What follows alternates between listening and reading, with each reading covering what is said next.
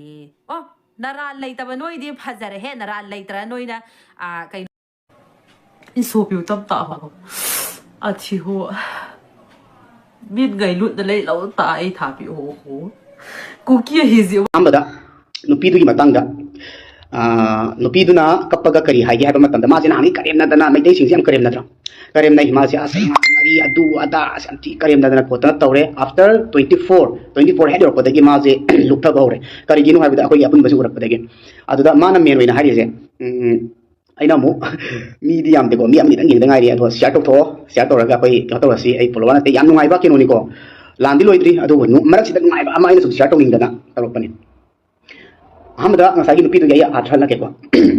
miam ju message thabi rak ko ai ibada amphak ta bai ta adu gi taraga ibadu ya damina adu ina voice khara thaba khara athan ba kot ba khara mana da ba am diam bi ai adu ga aina athra leba meaning do adu duna 70-80% dum chungani aina pura handok ngam jaga su point la ge nupi tu na kapag kari hai ge habada akoi je kuki na tabra senior man hai je ko amda akoi je kuki na tabra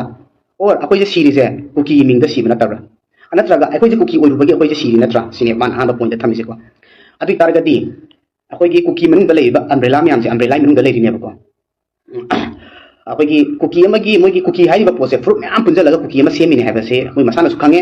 adu matakta da nupi duna live tharo koi matung na su khange adu matakta hojik akoi gi athoba karongan bagi ngasi ayuk ki message ama lakpada magi athadi matung ina makoi je apun laga smile sang kibne ba ma makoi da daw ama lejeri akiba ama leire madu matang da translator to aduga group to da thagalai ba mi do yana maroi ba mi oidine ba ngai group to da mana information ama pibane ba group to da adu group to da ai panjar roi ke adu yana maroi ba pura amane ba nupi dun kari haige da akoi na ngasi siri je kuki oi be si ba natra adu targadi akoi na ngasi siri ba pose kuki oi da si ba habne ba moi haini se akoi maitai macha sing da moi da hatli moi kuki oi be hat pani naga oi ma ga di hat loi adu gum bane ba si ina explain khara tawjabni ko aduga amana mu ngasagi kuki duna khali sina kaino habida akoi kuki ni manipur tangjara lei bani haibagi mo amada akoi hatpani makoina aduna akoi history je maitai sing sina muthana bana rakpani hauji akoi na mana wakan je mana dragadi akoi history je mutkrani history je mutana bagi da makta akoi amata oisi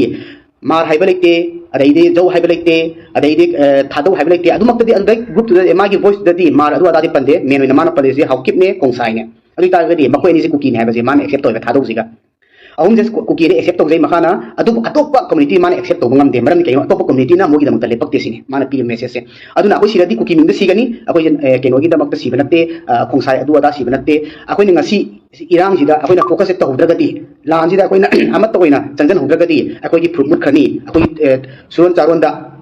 akoi gi history je mangrani maitai ina akoi history je mang kona rakani aduna akoi amat toisi apun ba ma sagatragati akoi gi history anoba sem na bada awa boy gani akoi history isa su mangrani habne magi asengba keno je point jina sike tang hamai thamjarage si jam tian ba pon ni magi to ko